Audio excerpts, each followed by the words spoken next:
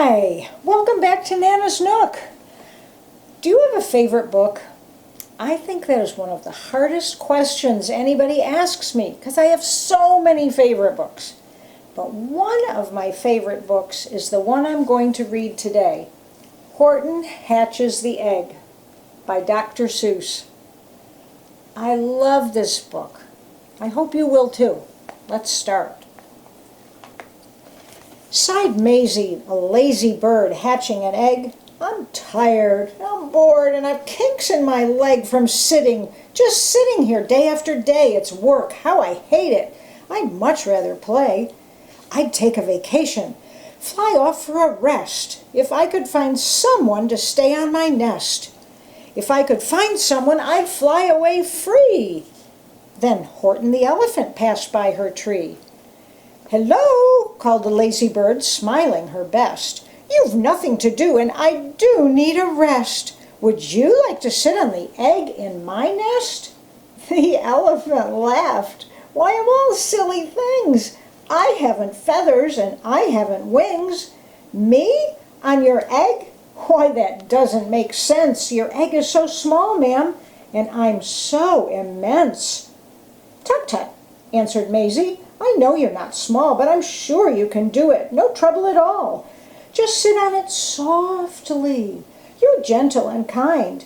Come, be a good fellow. I know you won't mind." "I can't," said the elephant. "Please," begged the bird. "I won't be gone long, sir. I give you my word. I'll hurry right back. Why, I'll never be missed." "Very well," said the elephant.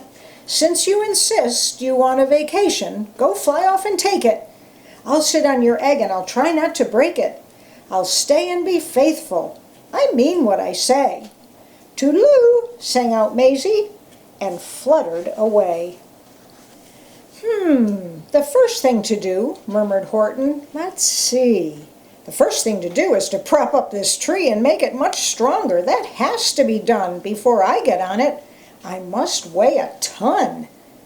Then carefully, tenderly, gently he crept up the trunk to the nest where the little egg slept. Then Horton the elephant smiled. "Now that's that." And he sat and he sat and he sat and he sat and he sat all that day, and he kept the egg warm, and he sat all that night through a terrible storm. It poured and it lightened, it thundered, it rumbled. "This isn't much fun," the poor elephant grumbled. "I wish she'd come back, 'cause I'm cold and I'm wet. I hope that Maisie bird doesn't forget." But Maisie, by this time, was far beyond reach, enjoying the sunshine way off in Palm Beach, and having such fun, such a wonderful rest, decided she'd never go back to her nest. So Horton kept sitting there day after day, and soon it was autumn. The leaves blew away, and then came the winter. The snow and the sleet and icicles hung from his trunk and his feet. But Horton kept sitting and said with a sneeze, "I'll stay on this egg and I won't let it freeze. I meant what I said, and I said what I meant. An elephant's faithful, 100%. So poor Horton sat there the whole winter through, and then came the springtime, with troubles anew. His friends gathered round and they shouted with glee, "Look, Horton the elephant's up in a tree." They taunted, they teased him, they yelled, "How absurd! Old Horton the elephant thinks he's a bird." They laughed and they laughed. Then they all ran away, and Horton was lonely. He wanted to play. But he sat on the egg and continued to say, "I meant what I said, and I said what I meant. An elephant's faithful, 100%. No matter what happens, this egg must be tended." But poor Horton's troubles were far, far from ended. For while Horton sat there so faithful, so kind, 3 hunters came sneaking up softly behind. He heard the men's footsteps. He turned with a start. 3 rifles were aiming right straight at his heart. Did he run? He did not. Horton stayed on that nest. He held his head high and he threw out his chest. And he looked at the hunters as much as to say, "Shoot if you must, but I won't run away. I meant what I said, and I said what I meant. An elephant's faithful 100%. But the men didn't shoot. Much to Horton's surprise, they dropped their 3 guns and they stared with wide eyes.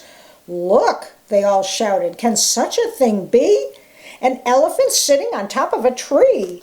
It's strange. It's amazing. It's wonderful. No, don't shoot him. We'll catch him. That's just what we'll do. Let's take him alive. Why, he's terribly funny. We'll sell him back home to a circus for money." And the first thing he knew, they had built a big wagon with ropes on the front for the pullers to drag on. They dug up his tree and they put it inside with Horton so sad that he practically cried. "We're off!" the men shouted, and off they all went, with Horton unhappy 100%. Up out of the jungle, up into the sky, up over the mountains 10,000 feet high. Then down, down the mountains and down to the sea went the cart with the elephant, egg, nest, and tree. Then out of the wagon and onto a ship, out over the ocean, and oh, what a trip! The rolling and tossing and splashed with the spray. And Horton said day after day after day, "I meant what I said, and I said what I meant, but oh, am I seasick 100%. After bobbing around for 2 weeks like a cork, they landed at last in the town of New York.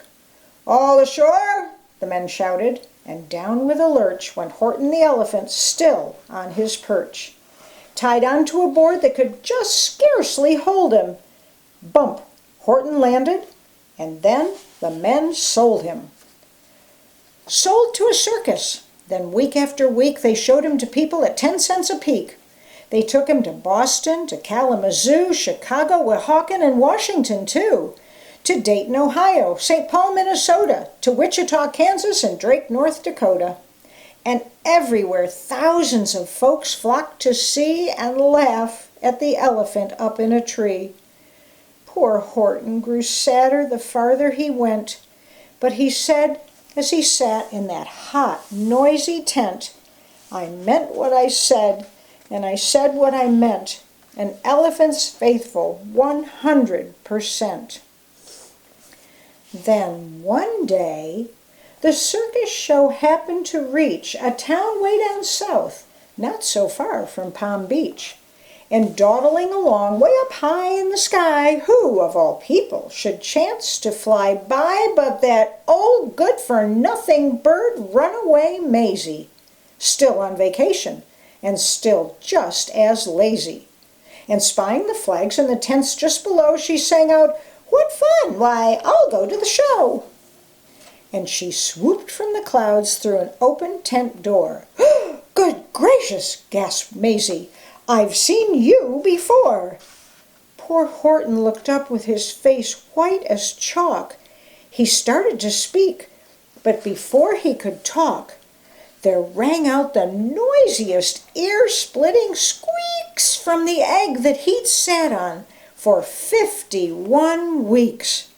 A thumping, a bumping, a wild alive scratching. "My egg!" shouted Horton. "My egg! Why, it's hatching!"